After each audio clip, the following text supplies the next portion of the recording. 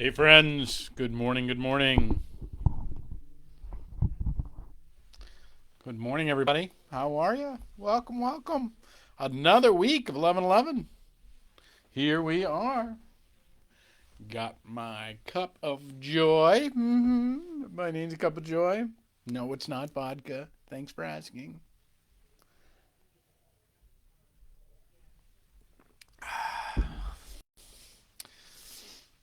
Coffee, coffee, coffee. So good. Good morning everybody. John, good morning to you. Great to see you. Hey Sharon, how are you? Welcome. So good to see you. Good morning, Kim Luce. How are you?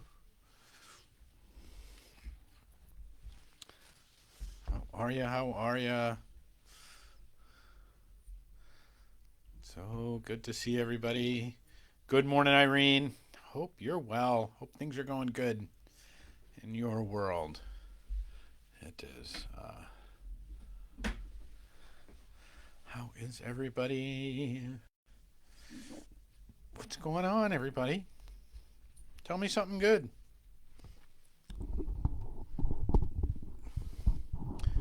We need a little joy up in here. Good morning, everybody. Good morning. Great to see everybody coming along on this Tuesday morning. Yep.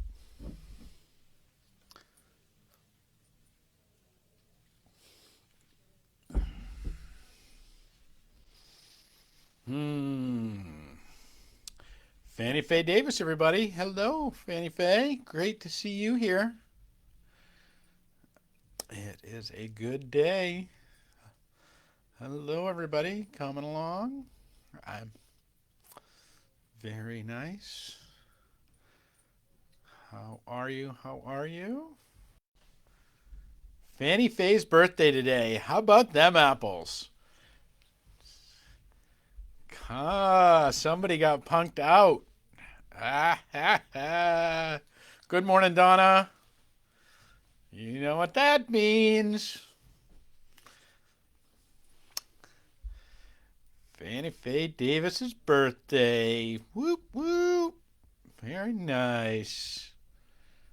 Good morning, Robin. Robin Carden, Robin Carden, Robin Carden, everybody. Robin. So glad you're here. Good morning, everybody. So glad you're coming along. Look at all the birthday wishes, you know? We are. I love that we are in this community together, that we've managed to forge a little bulwark against the chaos on these 11/11s, where we can come and wish each other well with no other thing out there, with not we need somebody to do something, we want something from someone, we need to get them to see our point of view. No, we can only celebrate each other here. That's one of the gifts that we can do. Oh, look, Don is all you've been a trick ahead of me your entire life, and it continues even to today. Yes, the ukulele's down, everybody. Be afraid. Be very afraid. So, hey, Kate, glad you're here. All right, it is Fannie Faye Davis's birthday, and if your birthday falls on 11/11 and I find out about it, you do get a birthday song. That's what happens. So, happy birthday to you. Happy birthday to you. Happy birthday, dear Fannie Faye Davis. Happy birthday to you. There you go. That's your birthday song. So glad that lay due to multi-layering. So glad. It is a joy that Fannie Faye Davis is here and came into the world on this day. some years past, and that we mark her arrival, just as we mark every one of you's arrival here today. You've rolled into this 11:11, and that you find yourself here and gathered with this community. Thank you, thank you. I thank the Lord for Fannie Faye Davis being on this journey with us, but I thank the Lord for every one of you as well, that you're on this journey with us. On this, the 19th day of January at 11:11. So glad, so many years. Ha ha ha. Yeah, well, you're older than me.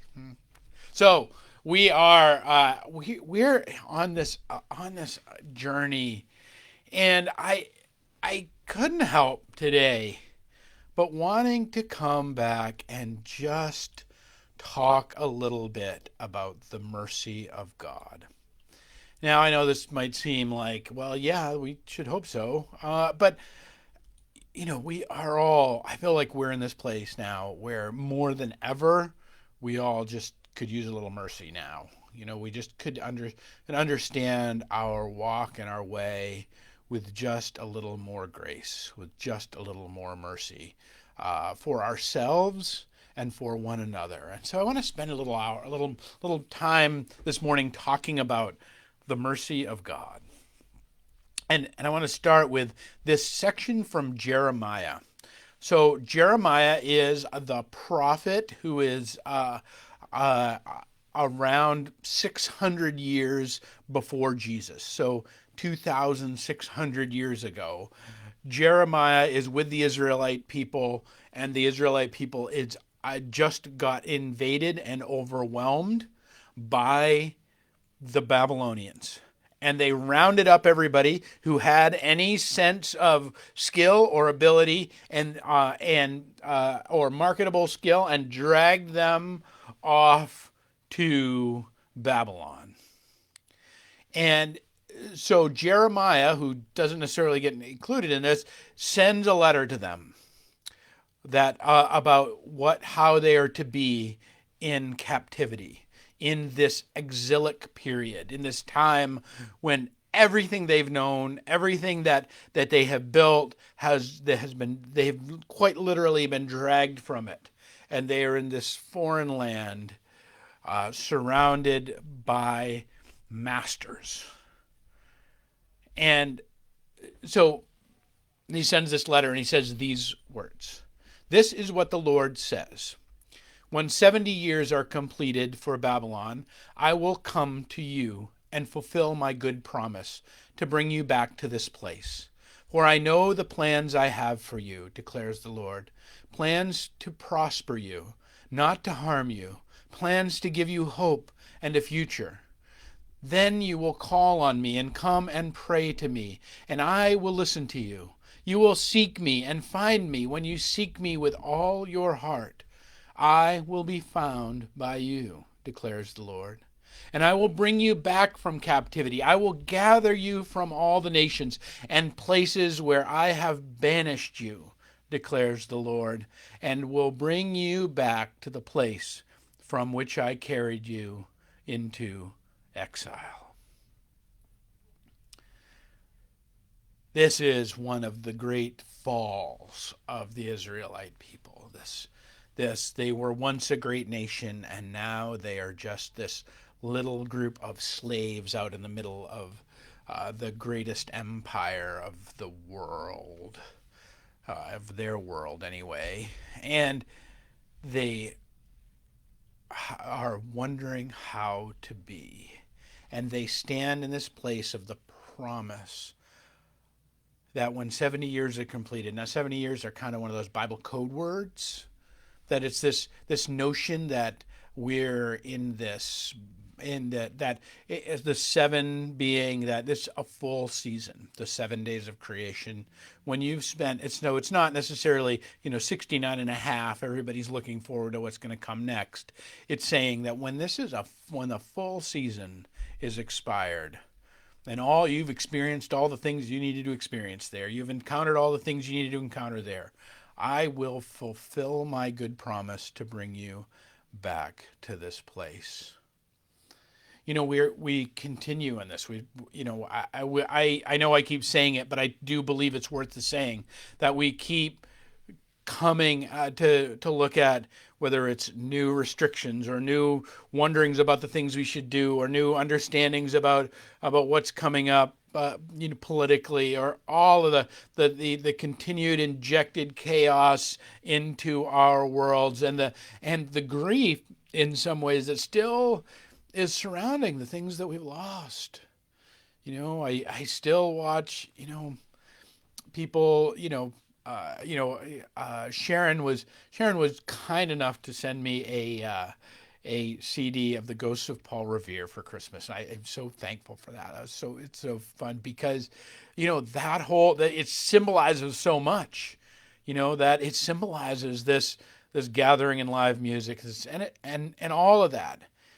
And it's not just this. This is the thing. It's not just that we've lost all this bunch of stuff and now we're sitting on our ash heap all sad, but it's that we've entered this liminal storm.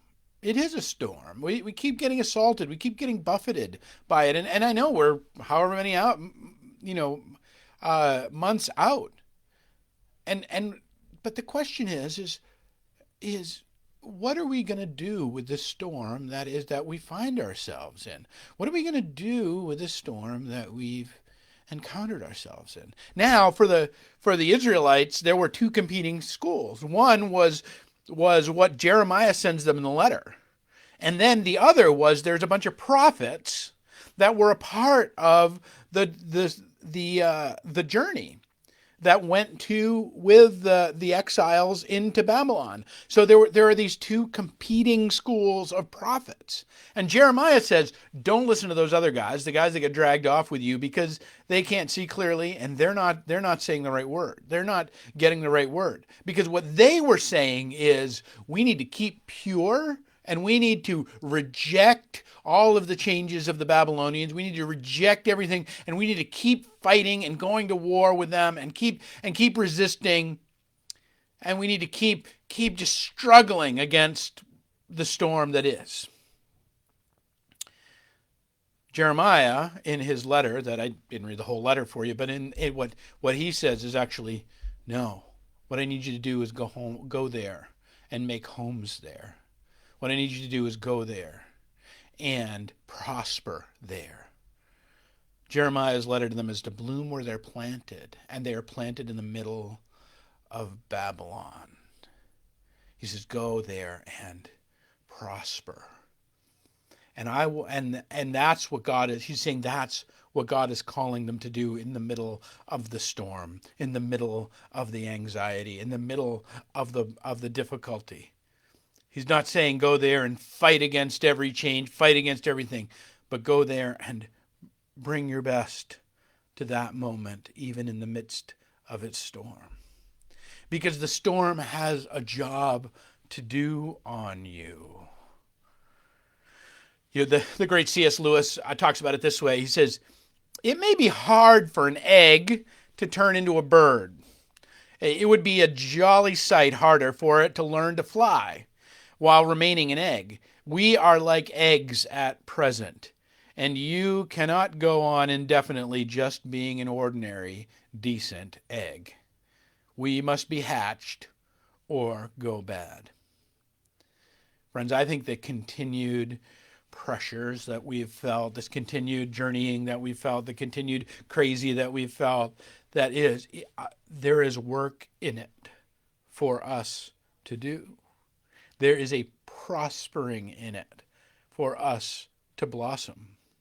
There is a way for us to lean into this that is not about going through the roller coaster with our hands clutched on the bar and screaming with our eyes closed, but there is a way for us to enter into the ride with all of our other little digital faces over here, and all of our other happy birthday wishing selves, and all of our other journeyings together, that we can care for one another on the ride and in the fall.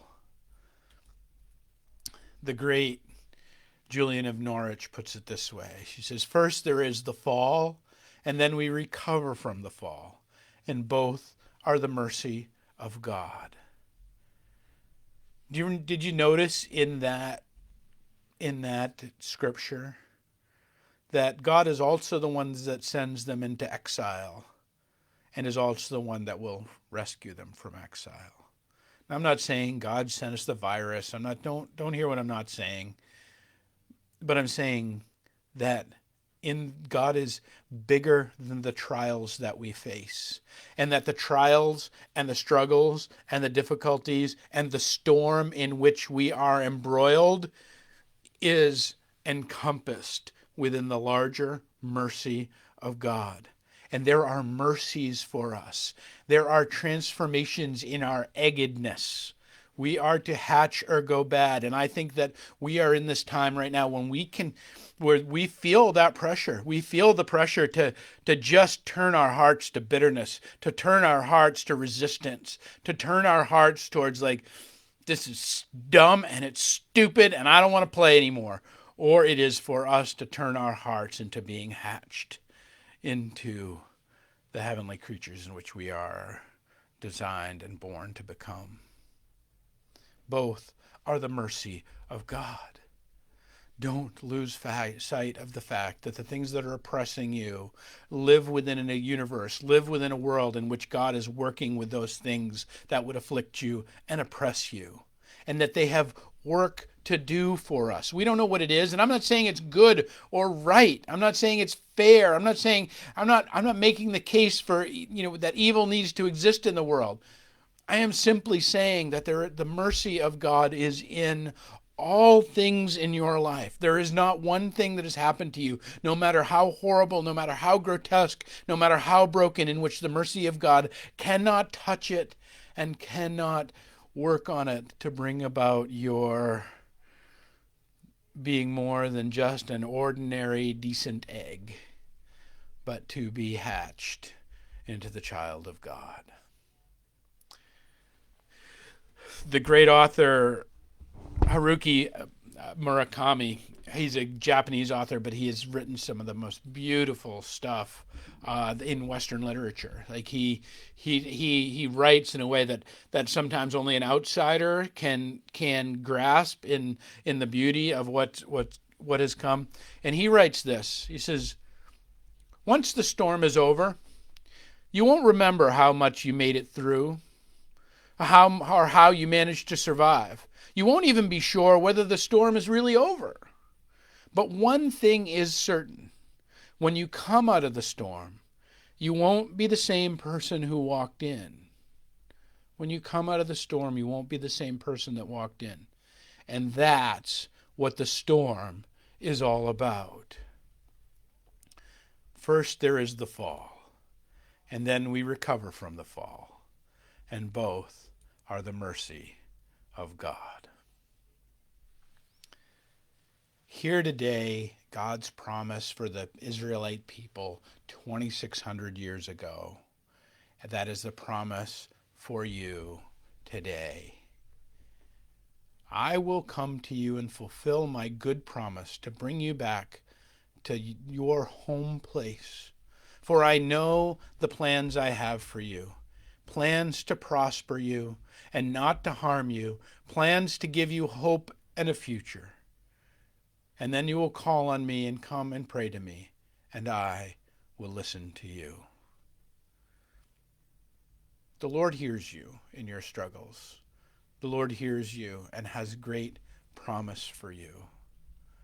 Whatever your storm, whatever your struggle, do not reject it, but seek in God's good way and God's good promise to prosper in it as best you can in your imperfect and small way. And in it, you will find, I promise, you will find the mercy of God. Because there is the fall, and then there is the recovery from the fall. And both are the mercy of God. All right, friends, That's my hope for you today. I hope you have a great day. Fannie Faye Davis, I hope you have a fantastic day celebrating your coming into this world. You are a gift for all of us who get to know you. Good. I am so glad you're all here and get to celebrate this day. Jamie, good morning to you. Vicky, good morning to you. Just seeing who else snuck in past the goalie here that I didn't get to greet. I am so glad that each one of you, Kate Roberts, I did say hi, but good to see you down in big old Texas. All right, friends, it is great to be on this journey with you, and I'll see you again tomorrow at 11:11. Peace and grace, friends.